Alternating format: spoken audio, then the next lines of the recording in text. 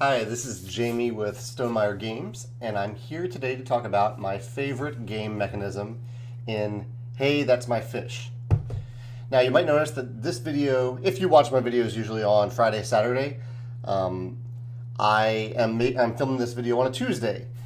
I realized that I play a lot of games, and I play a lot of new games, and I'm constantly getting behind on these videos. So I'm going to start to try to maybe make them twice a week on Tuesday and Friday, and share it on Saturday. I'll give that a try. If it's too much, let me know and I'll tone back. But I have a lot of things that I want to talk about, and sometimes I don't actually want to talk even specifically about a game mechanism, but something greater with game design. And I enjoy this video channel for that purpose. So today I want to talk about something kind of like that. Hey, That's My Fish is a game where you're moving these little penguins around on a randomly generated hex map, and you're trying to get as much fish as possible. It has a really cool, elegant mechanism where you pick up a penguin, you move it in a straight line across as many contiguous hexes as possible, and then you end up on a certain hex. You can't cross over other penguins. And then after you get there, you pick up the hex where you used to be, and you get the fish on that tile. So there are tiles that have 1, 2, or 3 fish.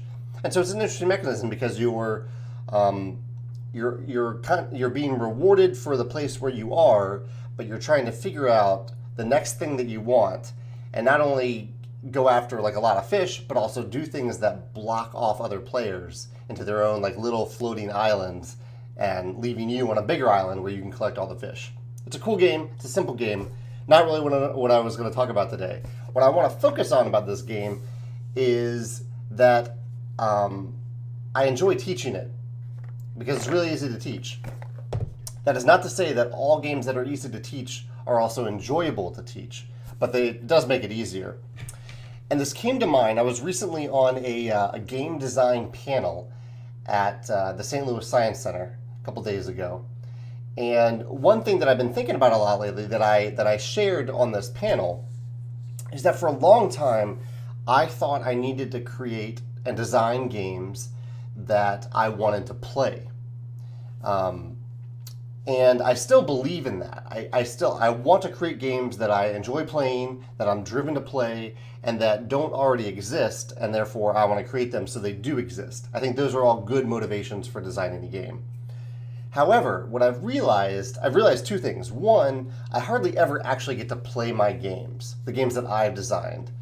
I play them a ton when I'm playtesting them, but like the final printed copy, it's very rare that I play it because there are so many other games to play that I haven't played that I want to play so I can be a better designer. And the friends in my group have all playtested my games a ton of times, so they even get a little burned out on playing them. Playing the final version. And when I'm at conventions, this kind of ties to the second point, what actually ends up happening is that I end up teaching my games a lot, or demoing those games. At conventions, or even just little events. Like sometimes I'm invited over to somebody's house to teach them how to play Viticulture, and I'm happy to do that. So I end up teaching my games way more than I actually get to play my games. And even when I'm teaching them, if I'm playing while I'm teaching, I'm still more focused on making sure everybody has a good time and that everyone understands the game than I am on my own personal strategy of playing the game. So strategically, I really get to play my games. And so this made me think as a game designer, why am I designing games I want to play when really I just need to design games that I want to teach? And the two go hand in hand. I don't want to give up on wanting to play games, especially for the playtesting process alone when I play the game so many times. But it's something I want to be more aware of. And the example that comes to mind, contrasting examples, are Viticulture and Euphoria. Viticulture, even though you have to understand several steps to make wine and get victory points, Viticulture is a fairly easy game to teach because it's linear. Everyone does something in the spring. Then everyone finishes that thing, and you move on to the summer and you do that thing. So by breaking the game down into seasons and making it linear, one step leads to another, it's really easy to teach. Euphoria, on the other hand, is a lot more difficult to teach, even though in the end it's a simpler game than Viticulture. Because in Euphoria, right away from the beginning of the game, you have a ton of different options you can choose. It's a lot less linear, at least when you look at it, right? When you look at the board and you see all these options, you have a ton of things you can choose from. And everyone immediately goes into different directions. You're not all at the same place. There are no rounds or phases or anything like that. You just take a turn, you put dice down, or you pick dice back up. And so Euphoria is a lot harder to teach in that way. So I wanted to keep this in mind. Unfortunately, I mean, Scythe is a complicated game, but I really went out of my way to create a quick start method of teaching Scythe, so it's really easy just to start playing. You don't have to spend 30 minutes learning the game. You can spend 5 minutes teaching the game to everybody, even less than that, because you only have to understand a few key things about what your player mat, the actions on your player mat, and then you can just start playing. You won't understand everything at that point, but you can at least start playing, and it makes the teaching experience a lot more enjoyable. So anyway, with Hey, That's My Fish, like I said, this is a very simple game, which makes it easy and fun to teach. But a game doesn't necessarily have to be simple for it to be fun to teach, like the Scythe example, or even the Viticulture example. But it's something to keep in mind, I think, if you're a designer who loves designing games, hopefully that goes hand in hand with being a game designer, that maybe you start thinking about the idea that you're probably going to end up teaching your game way more than you'll be able to strategically sit down and just play your game. So instead of maybe focusing so much on creating games that you just want to play, also keep in mind throughout the design process how much you want to teach those games. This video is going a little bit long, but I'll end with one other thought here. The game that I'm focusing on right now is a game that I'll formally announce in about a month.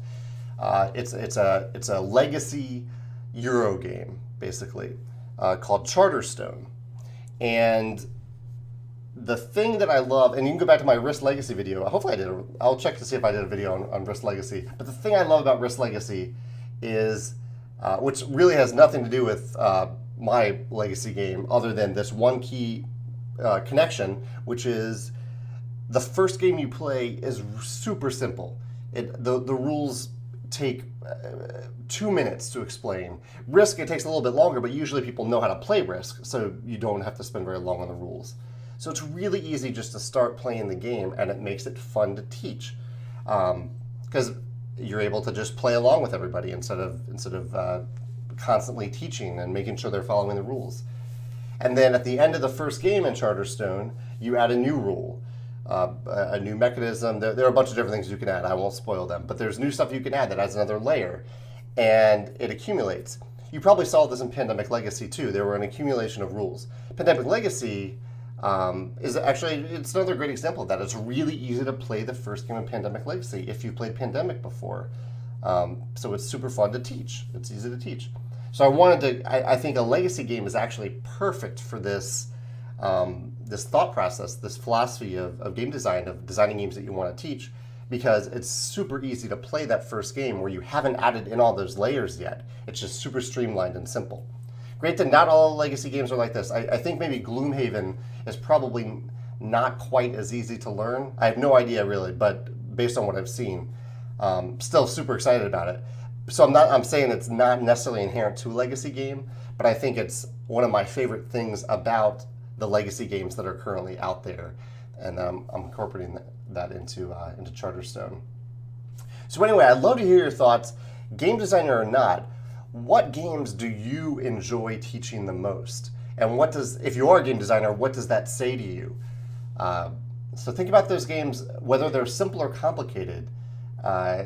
If you have fun teaching them, I think that says something important. I'd like to hear your thoughts in the comments. Thanks.